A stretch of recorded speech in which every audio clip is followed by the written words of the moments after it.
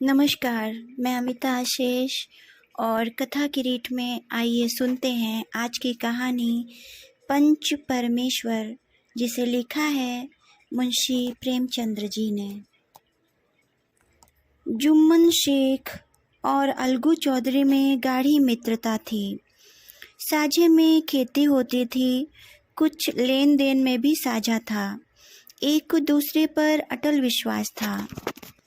जुम्मन जब हज करने गए थे तब अपना घर अलगू को सौंप गए थे। अलगू जब कभी बाहर जाते तो जुम्मन पर अपना घर छोड़ देते थे।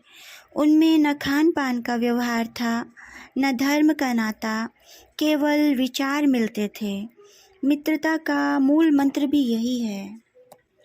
इस मित्रता का जन्म उसी समय हुआ जब दोनों मित्र बालक ही थे और जुम्मन के पूज्य पिता जुमराती उन्हें शिक्षा प्रदान करते थे। अलगू ने गुरुजी की बहुत सेवा की थी, खूब रकाबियाँ मांजी, खूब प्याले धोए। उनका हुक्का एक क्षण के लिए भी विश्राम न लेने पाता था, क्योंकि प्रत्येक चिलम अलगू को आध घंटे तक किताबों से अलग कर देती थी। अलगू के पिता पुराने विचारों के मनुष्य थे। उन्हें शिक्षा की अपेक्षा गुरु की सेवा शुश्रूषा पर अधिक विश्वास था। वह कहते थे कि विद्या पढ़ने से नहीं आती, जो कुछ होता है गुरु के आशीर्वाद से। बस गुरु जी की कृपा दृष्टि चाहिए। अतएव यदि अलगू पर जुमराती शेख के आशीर्वाद अथवा सत्संग का कुछ फल न हुआ तो यह मानकर संतोष कर लेगा कि विद्योपार्जन में मैंने यथाशक्ति कोई बात उठा नहीं रखी। विद्या उसके भाग्य में न थी तो कैसे आती। मगर जुमराती शेख स्वयं आशीर्वाद के कायल न थे। उन्हें अपने सोटे पर अधिक भरोसा था और उसी सोटे के प्रताप से आज आसपास के गांव में जुम्मन की पूजा होती थी। उनके लिखे हुए रेहन्नामे या बैनामे पर कचहरी का मुहर्रिर भी कलम न उठा सकता था। हल्के का डाकिया, कांस्टेबल और तहसील का चपरासी सब उनकी कृपा की आकांक्षा रखते थे। अतएव अलगू का मान उनके धन के कारण था, तो जुम्मन शेख अपनी अनमोल विद्या से ही सबके आदर पात्र बने थे। जुम्मन शेख की एक बूढ़ी खाला मौसी थी। उसके पास कुछ थोड़ी सी मिल्कियत थी, परंतु उसके निकट संबंधियों में कोई न था। जुम्मन ने लंबे चौड़े वादे करके वह मिल्कियत अपने नाम लिखवा ली थी। जब तक दान पत्र की रजिस्ट्री न हुई थी तब तक खाला जान का खूब आदर सत्कार किया गया। उन्हें खूब स्वादिष्ट पदार्थ खिलाए गए, हलवे पुलाव की वर्षा सी की गई। पर रजिस्ट्री की मोहर ने इन खातरदारियों पर भी मानो मोहर लगा दी।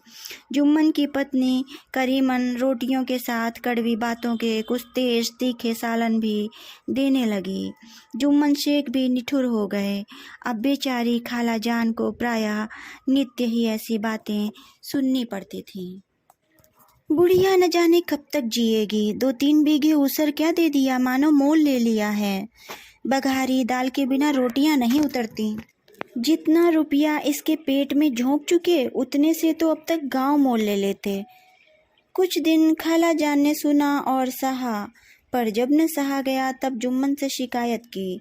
जुम्मन ने स्थानीय कर्मचारी गृहस्वामी के प्रबंध में दखल देना उचित न समझा। कुछ दिन तक यूं ही रो धोकर काम चलता रहा।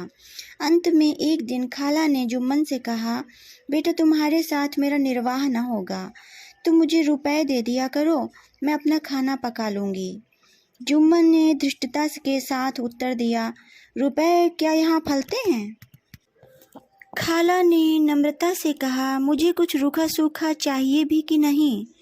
जुम्मन ने गंभीर स्वर से जवाब दिया, तो कोई यह थोड़े ही समझा था कि तुम मौत से लड़कर आई हो। खाला बिगड़ गईं। उन्होंने पंचायत करने की धमकी दी। जुम्मन हंसे। जिस तरह कोई शिकारी हिरन को जाल की तरफ आते देखकर मन ही मन हंसता है, वह बोले, हाँ जरूर, पंचायत करो, फैसला हो जाए। मुझे भी यह रात दिन की खटखट पसंद नहीं। पंचायत में किसकी जीत होगी इस विषय में जुम्मन को कुछ भी संदेह न था। आसपास के गांव में ऐसा कौन था जो उसके अनुग्रहों का ऋणी न हो? ऐसा कौन था जो उसको शत्रु बनाने का साहस कर सके? किस में इतना बल था जो उसका सामना कर सके? आसमान के फरिश्ते तो पंचायत करने आएंगे ही नहीं। इसके बाद कई दिन तक बूढ़ी खाला हाथ में एक लकड़ी लिए आसपास के गांव में दौड़ती रही। कमर झुककर कमान हो गई थी। एक एक पग चलना दूभर था, मगर बात आ पड़ी थी। उसका निर्णय करना जरूरी था। बिरला ही कोई भला आदमी होगा जिसके सामने बुढ़िया ने दुख के आंसू न बहाए हों। किसी ने तो यूं ही ऊपरी मन से हूँ हाँ करके टाल दिया और किसी ने इस अन्याय पर जमाने को गालियां दी। कहा कब्र में पांव लटके हुए हैं, आज मरे कल दूसरा दिन, पर हवस नहीं मानते। अब तुम्हें क्या चाहिए? रोटी खाओ और अल्लाह का नाम लो। तुम्हें अब खेती बाड़ी से क्या काम है? कुछ ऐसे सज्जन भी थे जिन्हें हाथ से रस के रसास्वादन का अच्छा अवसर मिला। झुकी हुई कमर, पोपला मुंह, सनके से बाल, इतनी सामग्री एकत्र हो तब हंसी क्यों ना आए? ऐसे न्यायप्रिय दयालु दीन वत्सल पुरुष बहुत कम थे जिन्होंने उस अबला के दुखड़े को गौर से सुना हो और उसको सांत्वना दी हो। चारों ओर से घूम घाम कर बेचारी अलगू चौधरी के पास आई, लाठी पटक दी और दम लेकर बोली, बेटा तुम भी दम भर के लिए मेरी पंचायत में चले आना। अलगू, मुझे बुलाकर क्या करोगे? कई गांव के आदमी तो आएंगे ही। खाला अपनी विपत तो सबके आगे रो आई। अब आने न आने का अख्तियार उनको है। अलगू, यूँ आने को आ जाऊंगा मगर पंचायत में मुंह न खोलूंगा। खाला, क्यों बेटा? अलगू, अब इसका क्या जवाब दूं? अपनी खुशी। जुम्मन मेरा पुराना मित्र है, उससे बिगाड़ नहीं कर सकता। खाला, बेटा क्या बिगाड़ के डर से ईमान की बात न कहोगे? हमारे सोए हुए धर्म ज्ञान की सारी संपत्ति लुट जाए तो उसे खबर नहीं होती, परंतु ललकार सुनकर वह सचेत हो जाता है, फिर उसे कोई जीत नहीं सकता। अलगू इस सवाल का कोई उत्तर न दे सका, पर उसके हृदय में ये शब्द गूंज रहे थे, क्या बिगाड़ के डर से ईमान की बात न कहोगे? संध्या समय एक पेड़ के नीचे पंचायत बैठी। जुम्मन शेख ने पहले से ही फर्श बिछा रखा था। उन्होंने पान, इलायची, हुक्के, तंबाकू आदि का प्रबंध भी किया था। हाँ, वह स्वयं अलबत्ता अलगू चौधरी के साथ जरा दूर पर बैठे हुए थे। जब पंचायत में कोई आता था तब दबे हुए सलाम से उसका स्वागत करते थे। जब सूर्य अस्त हो गया और चिड़ियों की कलरव युक्त पंचायत पेड़ों पर बैठी, तब यहाँ भी पंचायत शुरू हुई। फर्श की एक एक अंगुल जमीन भर गई, पर अधिकांश दर्शक ही थे। निमंत्रित महाशयों में से केवल वे ही लोग पधारे थे जिन्हें जुम्मन से अपनी कुछ कसर निकालनी थी। एक कोने में आग सुलग रही थी। नाई ताबड़तोड़ चिलम भर रहे थे। यह निर्णय करना असंभव था कि सुलगते हुए उपलों से अधिक धुआं निकलता था या चिलम के दमों से। लड़के इधर उधर दौड़ रहे थे, कोई आपस में गाली गलौज करते और कोई रोते थे। चारों तरफ कोलाहल मच रहा था। गांव के कुत्ते इस जमाव को भोज समझकर झुंड के झुंड जमा हो गए थे। पंच लोग बैठ गए तो बूढ़ी खाला ने उनसे विनती की, पंचो, आज 3 साल हुए मैंने सारी जायदाद अपने भांजे जुम्मन के नाम लिख दी थी। इसे आप लोग जानते ही होंगे। जुम्मन ने मुझे ताहयात रोटी कपड़ा देना कबूल किया। साल भर तो मैंने इसके साथ रो धोकर काटा, पर अब रात दिन का रोना नहीं सहा जाता। मुझे न पेट की रोटी मिलती है न तन का कपड़ा। बेकस बेवा हूँ, कचहरी दरबार नहीं कर सकती। तुम्हारे सिवा और किसको अपना दुख सुनाऊं? तुम लोग जो राह निकाल दो उसी राह पर चलूं। अगर मुझ में कोई ऐब देखो तो मेरे मुंह पर थप्पड़ मारो। जुम्मन में बुराई देखो तो उसे समझाओ। क्यों एक बेकस की आह लेता है? मैं पंचों का हुक्म सिर माथे पर चढ़ाऊंगी। रामधन मिश्र, जिनके कई असामियों को जुम्मन ने अपने गांव में बसा लिया था, बोले, जुम्मन मियाँ किसे पंच बदते हो? अभी से इसका निपटारा कर लो, फिर जो कुछ पंच कहेंगे वही मानना पड़ेगा। जुम्मन को इस समय सदस्यों में विशेषकर वे ही लोग दिख पड़े जिनसे किसी न किसी कारण उनका वैमनस्य था। जुम्मन बोले, पंचों का हुक्म अल्लाह का हुक्म है। खाला जान जिसे चाहें उसे बदें, मुझे कोई उज्र नहीं। खाला ने चिल्ला कर कहा, अरे अल्लाह के बंदे, पंचों का नाम क्यों नहीं बता देता? कुछ मुझे भी तो मालूम हो। जुम्मन ने क्रोध से कहा, अब इस वक्त मेरा मुंह न खुलवाओ, तुम्हारी बन पड़ी है, जिसे चाहो पंच बदो। खाला जान जुम्मन के आक्षेप को समझ गईं। वह बोली, बेटा खुद से डरो, पंच न किसी के दोस्त होते हैं न किसी के दुश्मन। कैसी बात करते हो? और तुम्हारा किसी पर विश्वास न हो तो जाने दो। अलगू चौधरी को तो मानते हो? लो, मैं उन्हीं को सरपंच बदती हूँ। जुम्मन शेख आनंद से फूल उठे, परंतु भावों को छिपा कर बोले, अलगू ही सही, मेरे लिए जैसे रामधन वैसे अलगू। अलगू इस झमेले में फंसना नहीं चाहते थे। वे कन्नी काटने लगे, बोले, खाला तुम जानती हो कि मेरी जुम्मन से गाढ़ी दोस्ती है। खाला ने गंभीर स्वर में कहा, बेटा दोस्ती के लिए कोई अपना ईमान नहीं बेचता। पंच के दिल में खुदा बसता है। पंचों के मुंह से जो बात निकलती है वह खुदा की तरफ से निकलती है। अलगू चौधरी सरपंच हुए। रामधन मिश्र और जुम्मन के दूसरे विरोधियों ने बुढ़िया को मन में बहुत कोसा। अलगू चौधरी बोले, शेख जुम्मन, हम और तुम पुराने दोस्त हैं। जब काम पड़ा तुमने हमारी मदद की है और हम भी जो कुछ बन पड़ा तुम्हारी सेवा करते रहे हैं, मगर इस समय तुम और बूढ़ी खाला दोनों हमारी निगाह में बराबर हो। तुमको पंचों से जो अर्ज करनी हो करो। जुम्मन को पूरा विश्वास था कि अब बाजी मेरी है। अलगू यह सब दिखावे की बातें कर रहा है। अतएव शांत चित्त होकर बोले, पंचों 3 साल हुए खाला जान ने अपनी जायदाद मेरे नाम हिब्बा कर दी थी। मैंने उन्हें ताहयात खाना कपड़ा देना कबूल किया था। खुदा गवाह है, आज तक मैंने खाला जान को कोई तकलीफ़ नहीं दी। मैं उन्हें अपनी माँ के समान समझता हूँ। उनकी खिदमत करना मेरा फ़र्ज है, मगर औरतों में ज़रा अनबन रहती है, इसमें मेरा क्या बस है। खाला जान मुझसे माहवार खर्च अलग मांगती हैं। जायदाद जितनी है वह पंचों से छिपी नहीं है। उससे इतना मुनाफा नहीं होता है कि माहवार खर्च दे सकूं। इसके अलावा हिब्बानामे में माहवार खर्च का कोई जिक्र नहीं तो मैं भूल कर भी इस झमेले में न पड़ता। बस मुझे यही कहना है, आइंदा पंचों को अख्तियार है, जो फैसला चाहें करें। अलगू चौधरी को हमेशा कचहरी में काम पड़ता था, अतएव वह पूरा कानूनी आदमी था।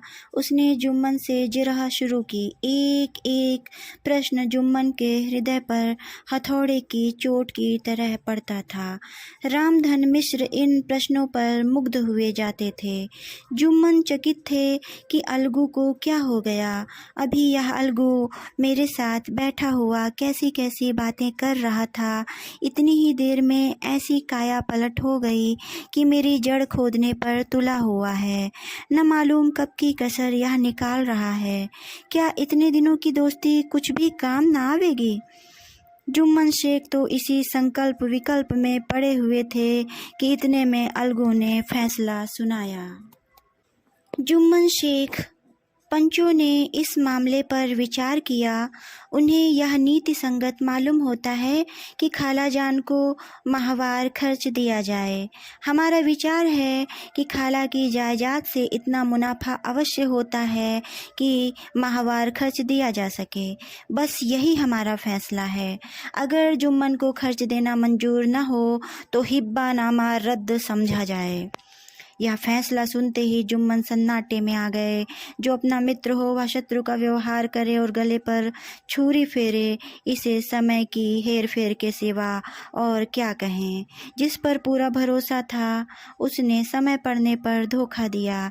ऐसे ही अवसरों पर झूठे सच्चे मित्रों की परीक्षा की जाती है। यही कलयुग की दोस्ती है। अगर लोग ऐसे कपटी धोखेबाज न होते तो देश में आपत्तियों का प्रकोप क्यों होता। यह हैजा, प्लेग आदि व्याधियां दुष्कर्मों के ही दंड हैं। मगर रामधन मिश्र और अन्य पंच अलगू चौधरी की इस नीति परायणता की प्रशंसा जी खोल कर रहे थे। वह कहते इसका नाम पंचायत है। दूध का दूध और पानी का पानी कर दिया। दोस्ती दोस्ती की जगह है, किंतु धर्म का पालन करना मुख्य है। ऐसे ही सत्यवादियों के बल पर पृथ्वी ठहरी है, नहीं तो वह कब की रसातल को चली जाती। इस फैसले ने अलगू और जुम्मन की दोस्ती की जड़ हिला दी। अब वे साथ साथ बातें करते नहीं दिखाई देते। इतनी पुरानी मित्रता रूपी वृक्ष सत्य का एक झोंका भी न सह सकी। सचमुच यह बालू की ही जमीन पर खड़ा था। उनमें अब शिष्टाचार का अधिक व्यवहार होने लगा। एक दूसरे की आवभगत ज़्यादा करने लगे। वे मिलते जुलते थे, मगर उसी तरह जैसे तलवार से ढाल मिलती है। जुम्मन के चित्त में मित्र की कुटिलता आठों पहर खटका करती थी। उसे हर घड़ी यह चिंता रहती थी कि किसी तरह बदला लेने का अवसर मिले। अच्छे कामों की सिद्धि में बड़ी देर लगती है, पर बुरे कामों की सिद्धि में यह बात नहीं होती। जुम्मन को भी बदला लेने का अवसर जल्द ही मिल गया। पिछले साल अलगू चौधरी बटेसर से बैलों की एक बहुत अच्छी गोई मोल लाए थे। बैल पछाही जाति के सुंदर बड़े बड़े सींगों वाले थे। महीनों तक आसपास के गांव के लोग दर्शन करते रहे। दैव योग से जुम्मन की पंचायत के 1 महीने के बाद इस जोड़ी का एक बैल मर गया। जुम्मन ने दोस्तों से कहा, यह दगाबाजी की सजा है। इंसान सब्र भले ही कर जाए, पर खुदा नेक बद सब देखता है। अलगू को संदेह हुआ कि जुम्मन ने बैल को विष दिया है। चौधराइन ने भी जुम्मन पर ही इस दुर्घटना का दोषारोपण किया। उसने कहा, जुम्मन ने कुछ करा दिया है। चौधराइन और करीमन में इस विषय पर एक दिन खूब ही वाद विवाद हुआ। दोनों देवियों ने शब्द बाहुल्य की नदी बहा दी। व्यंग, वक्रोक्ति, अन्योक्ति और उपमा आदि अलंकारों में बात हुई। जुम्मन ने किसी तरह शांति स्थापित की। उन्होंने अपनी पत्नी को डांट डपट कर समझा दिया। वह उसे रणभूमि से हटा भी ले गए। उधर अलगू चौधरी ने समझाने बुझाने का काम अपने तर्कपूर्ण सोटे से लिया। अब अकेला बैल किस काम का? उसका जोड़ बहुत ढूंढा गया पर न मिला। निदान यह सलाह ठहरी कि इसे बेच डालना चाहिए। गांव में एक समझू साहू थे। वह इक्का गाड़ी हाँकते थे। गांव से गुड़ घी लाद कर मंडी ले जाते। मंडी से तेल नमक भर कर लाते और गांव में बेचते। इस बैल पर उनका मन लहराया। उन्होंने सोचा, यह बैल हाथ लगे तो दिन भर में बेखट के 3 खेप हों। आजकल तो एक ही खेप में लाले पड़े रहते हैं। बैल देखा, गाड़ी में दौड़ाया, बाल भौरी की पहचान कराई, मोल तोल किया और उसे लाकर द्वार पर बांध ही दिया। 1 महीने में दाम चुकाने का वादा ठहरा। चौधरी को भी गरज थी, घाटे की परवाह न की। समझू साहू न नया बैल पाया तो लगे उसे रकेदने। एक दिन में 3-3, 4-4 खेपे करने लगे। न चारे की फिक्र थी न पानी की, बस खेपों से काम था। मंडी ले गए, वहाँ कुछ सूखा भूसा सामने डाल दिया। बेचारा जानवर अभी दम भी न लेने पाया था कि फिर जोत दिया। अलगू चौधरी के घर में तो चैन की बंसी बजती थी। बैलराम छठे छमाहे कभी बहली में जोते जाते थे। खूब उछलते कूदते और कोसों तक दौड़ते चले जाते थे। थे। वहाँ बैलराम का रातिब था। साफ पानी, दली हुई अरहर की दाल और भूसे के साथ खली, और यही नहीं, कभी कभी घी का स्वाद भी चखने को मिल जाता था। शाम सवेरे एक आदमी खरहरे करता, पोंछता और सहलाता था। कहाँ वह सुख चैन, कहाँ यह आठों पहर की खपत। महीने भर ही में वह पिस सा गया। इक्की का जुआं देखते ही उसका लहू सूख जाता था। एक एक पग चलना दूभर था। हड्डियां निकल आई थीं, पर था वह पानीदार, मार की बर्दाश्त न थी। एक दिन चौथी खेप में साहू जी ने दूना बोझ लादा। दिन भर का थका जानवर पैर ना उठते थे, पर साहू जी ने कोड़े फटकारे। फिर क्या हुआ, बैल कलेजा तोड़कर चला।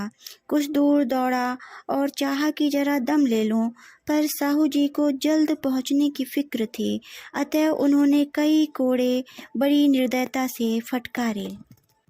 बैल ने एक बार फिर से जोर लगाया, पर अब की बार शक्ति ने जवाब दे दिया।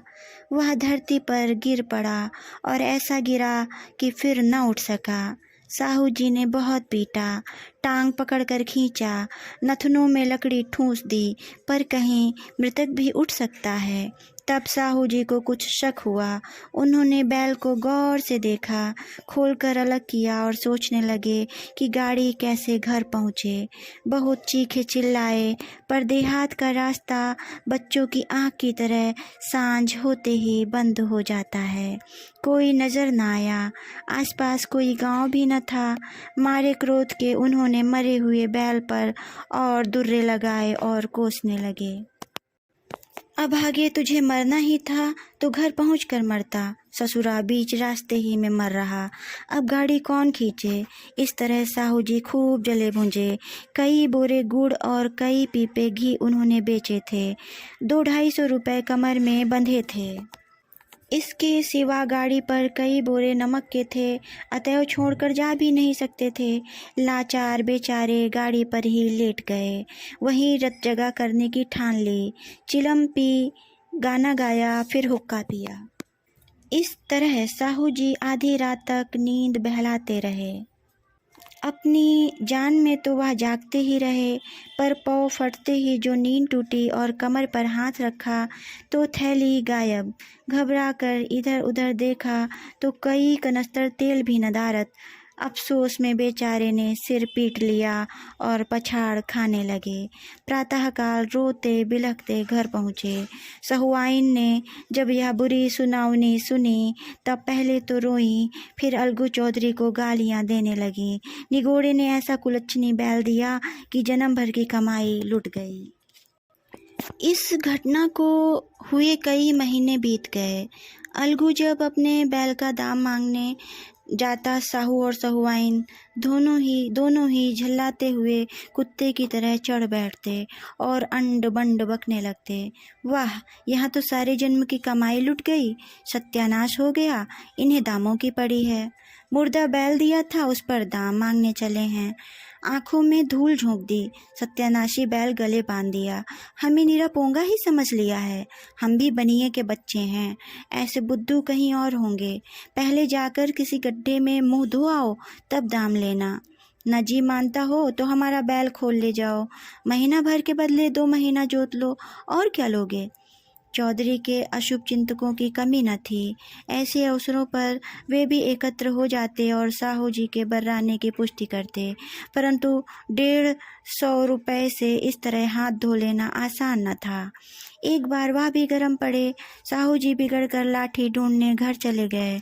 अब सहुआइन ने मैदान लिया। प्रश्नोत्तर होते होते हाथापाई की नौबत आ पहुंची। सहुआइन ने घर में घुसकर किवाड़ बंद कर लिए। शोरगुल सुनकर गांव के भले मानस जमा हो गए। उन्होंने दोनों को समझाया, साहू जी को दिलासा देकर घर से निकाला, पर परामर्श देने लगे कि इस तरह से काम न चलेगा। पंचायत कर लो, जो कुछ तय हो जाए उसे स्वीकार कर लो। साहू जी राजी हो गए। अलगू ने भी हामी भर ली। पंचायत की तैयारियां होने लगीं। दोनों पक्षों ने अपने अपने दल बनाने शुरू किए। इसके बाद तीसरे दिन उसी वृक्ष के नीचे पंचायत बैठी। वही संध्या का समय था। खेतों में कौवे पंचायत कर रहे थे। विवादग्रस्त विषय था कि यह मटर की फलियों पर उनका कोई स्वत्व है या नहीं, और जब तक यह प्रश्न हल न हो जाए तब तक वे रखवाले की पुकार पर अपनी अप्रसन्नता प्रकट करना आवश्यक समझते थे। पेड़ की डालियों पर बैठी शुकमंडली में यह प्रश्न छिड़ा हुआ था कि मनुष्यों को उन्हें बेमुरौवत कहने का क्या अधिकार है, जब उन्हें स्वयं अपने मित्रों से दगा करने में भी संकोच नहीं होता। पंचायत बैठ गई तो रामधन मिश्र ने कहा, अब देरी क्या है, पंचों का चुनाव हो जाना चाहिए। बोलो चौधरी, किस किस को पंच बदते हो? अलगू ने दीन भाव से कहा, समझू साहू ही चुन ले। समझू खड़े हुए और कड़क कर बोले, मेरी ओर से जुम्मन शेख। जुम्मन का नाम सुनते ही अलगू चौधरी का कलेजा धक धक करने लगा, मानो किसी ने अचानक थप्पड़ मार दिया हो। रामधन अलगू के मित्र थे, वह बात को ताड़ गए। पूछा, क्यों चौधरी, तुम्हें कोई उज्र तो नहीं? चौधरी ने निराश होकर कहा, नहीं, मुझे क्या उज्र होगा। अपने उत्तरदायित्व का ज्ञान बहुधा हमारे संकुचित व्यवहारों का सुधारक होता है। जब हम राह भूल कर भटकने लगते हैं तब यही ज्ञान हमारा विश्वसनीय पथ प्रदर्शक बन जाता है। पत्र संपादक अपनी शांति कुटी में बैठा हुआ कितनी धृष्टता और स्वतंत्रता के साथ अपनी प्रबल लेखनी से मंत्रिमंडल पर आक्रमण करता है, परंतु ऐसे अवसर आते हैं जब वह स्वयं मंत्रिमंडल में सम्मिलित होता है। मंडल के भवन में पग रखते ही उसकी लेखनी कितनी मर्मज्ञ, कितनी विचारशील, कितनी न्यायपरायण होती है। इसका कारण उत्तरदायित्व का ज्ञान है। नवयुवक युवावस्था में कितना उदंड रहता है, माता पिता उसकी ओर से कितने चिंतित रहते हैं, वे उसे कुल कलंक समझते हैं, परंतु थोड़े ही समय में परिवार का बोझ सिर पर पड़ते ही वह अव्यवस्थित चित्त उन्मत्त युवक कितना धैर्यशील और शांत चित्त हो जाता है। यह भी उत्तरदायित्व के ज्ञान का फल है। जुम्मन शेख के मन में भी सरपंच का उच्च स्थान ग्रहण करते ही अपनी जिम्मेदारी का भाव पैदा हुआ। उसने सोचा, मैं इस वक्त न्याय और धर्म के सर्वोच्च आसन पर बैठा हूँ। मेरे मुंह से इस समय जो कुछ निकलेगा वह देववाणी के सदृश है, और देववाणी में मेरे मनोविकारों का कदापि समावेश न होना चाहिए। मुझे सत्य से जौ भर भी टलना उचित नहीं। पंचों ने दोनों पक्षों से सवाल जवाब शुरू किए। बहुत देर तक दोनों दल अपने अपने पक्ष का समर्थन करते थे। इस विषय में तो सब सहमत थे कि समझू को बैल का मूल्य देना चाहिए, परंतु दो महाशय इस कारण रियायत करना चाहते थे कि बैल के मर जाने से समझू को हानि हुई। इसके प्रतिकूल दो सभ्य मूल्य के अतिरिक्त समझू को दंड भी देना चाहते थे, जिससे फिर किसी को पशुओं के साथ ऐसी निर्दयता करने का साहस न हो। अंत में जुम्मन ने फैसला सुनाया, अलगू चौधरी और समझू साहू, पंचों ने तुम्हारे मामले पर अच्छी तरह विचार किया। समझू को उचित है कि बैल का पूरा दाम दें। जिस वक्त उन्होंने बैल लिया उसे कोई बीमारी न थी। अगर उसी समय दाम दे दिए जाते तो आज समझू से फेर लेने का आग्रह न करते। बैल की मृत्यु केवल इस कारण हुई कि उससे बड़ा कठिन परिश्रम लिया गया और उसके दाने चारे का कोई प्रबंध न किया गया। रामधन मिश्र बोले, समझू ने बैल को जानबूझकर मारा है, अतएव उससे दंड लेना चाहिए। जुम्मन बोले, यह दूसरा सवाल है, हमको इससे कोई मतलब नहीं। झगड़ू साहू ने कहा, समझू के साथ कुछ रियायत होनी चाहिए। जुम्मन बोले, यह अलगू चौधरी की इच्छा पर निर्भर है। यह रियायत करें तो उनकी भलमनसी।